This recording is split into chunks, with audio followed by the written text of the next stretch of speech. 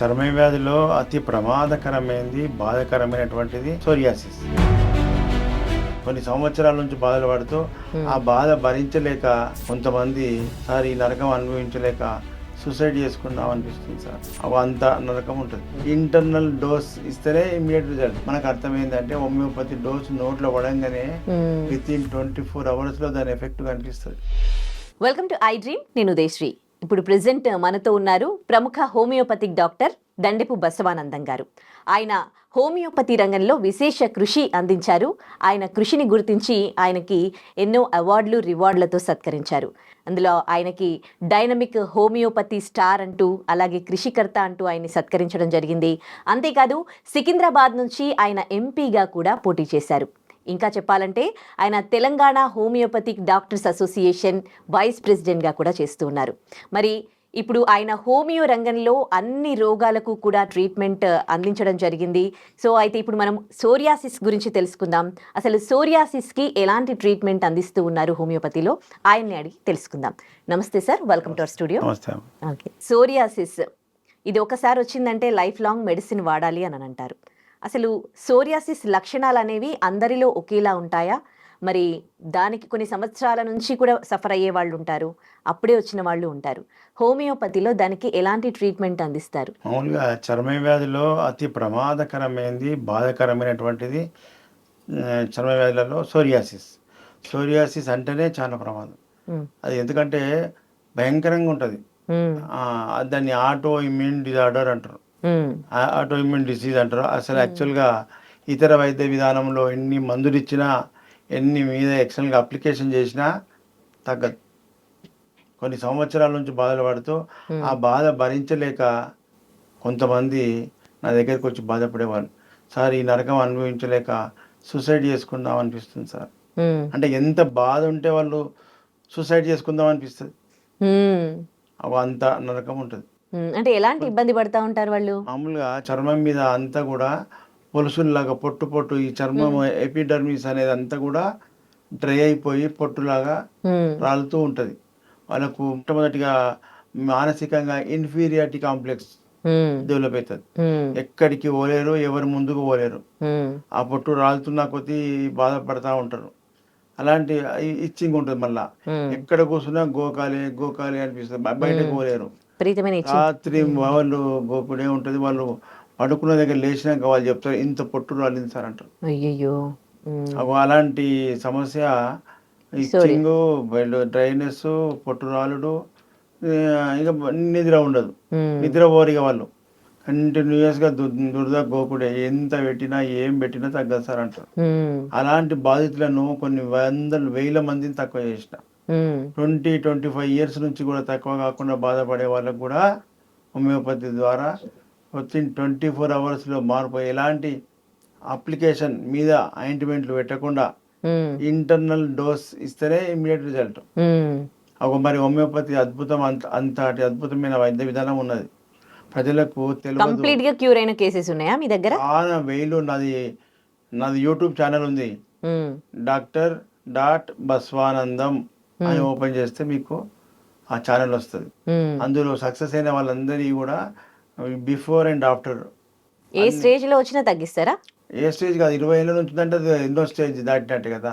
20 ఏళ్ల నుండి ఉన్న వాళ్ళకి నుంచి నరకం వాళ్ళకి కూడా తగ్గిపోయింది. ఓకే, అలాంటి కేసులన్నీ బిఫోర్ అండ్ ఆఫ్టర్ నా దగ్గరకు వచ్చినప్పుడు ఏ పొజిషన్లో ఉన్నది, తగ్గినాక ఎలాంటి ఫీలింగ్ ఉన్నది, ఎంత ఆనందపడుతున్నారు. నేను అసలు బతకొద్దు అనుకున్నా సార్, నేను బతికినా అంత నీ పుణ్యం అంటారు. తగ్గిపోయినాక వాళ్ళకంటే తగ్గిపోతే వాళ్ళకి మొత్తం ఇట్లా స్కిన్ పైన అది అవుతూ ఉంటది, పుళ్ళలాగా అట్లా అవుతాయి కదా, అదంతా పోతుందా? క్లీన్ అయిపోతుంది. హెల్దీ స్కిన్ వచ్చినప్పుడే ఫైనల్ డోస్ ఇస్తా. వాడినాక వితిన్ 2-3 months లోపలనే పొలుసులు పోతాయి, మరకల్లాగా ఉంటాయి.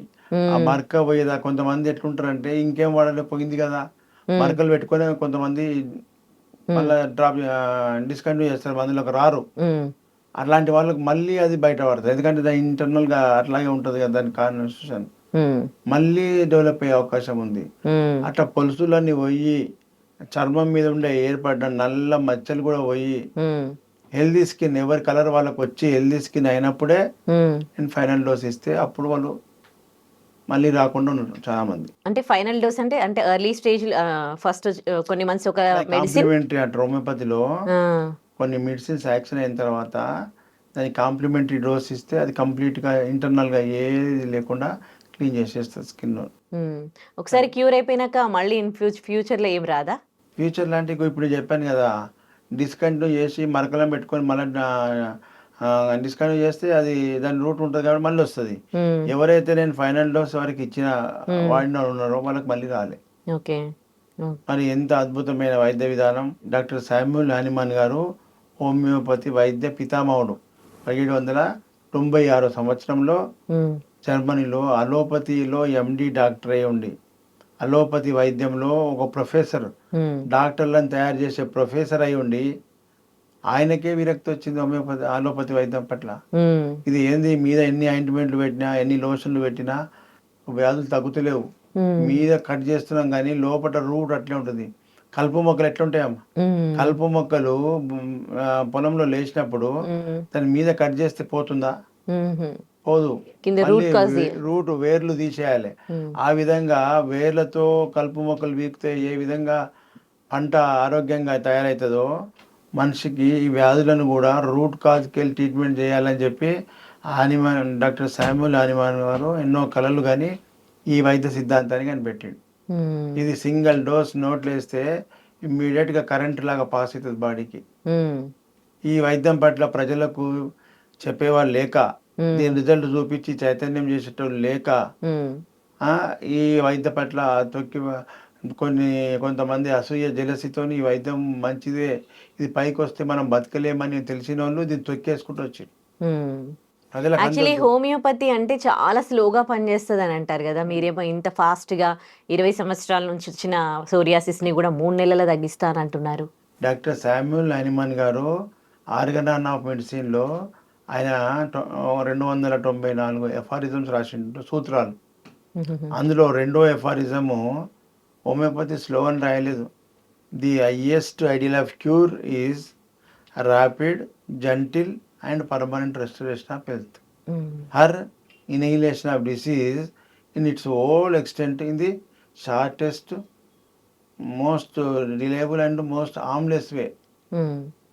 తక్కువ ఖర్చులో సైడ్ ఎఫెక్ట్ లేకుండా శాశ్వతంగా నివారణ చేయాలి. ఏ విధంగా? ర్యాపిడ్ యాక్షన్ అన్నాడు. మరి నేను మెడిసిన్ చేస్తున్నప్పుడు నాకు ఇదే డౌట్ వస్తుండే, ఆయన ఫిలాసఫీ చదివితే ఈయన ర్యాపిడ్ అంటున్నాడు. పబ్లిక్లోనేమో హోమియోపతి మెల్లగా పని చేస్తే గోళీలు కదా, తెలియ గోళీలు కదా అంటారు.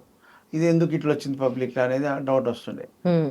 ఆయన సిద్ధాంతాలు ఏమో ఇట్లున్నాయి, పబ్లిక్లో స్లో అని ఎందుకు అంటున్నారు అనేది దానికోసం నేను బాగా డెప్త్లో హోమియోపతి సిద్ధాంతాలు డెప్త్లో చదివి దాని ప్రయోగాలు చేయడం వల్ల మనకు అర్థమైందంటే హోమియోపతి డోసు నోట్లో పడంగానే విత్ ఇన్ 24 అవర్స్లో దాని ఎఫెక్ట్ కనిపిస్తుంది.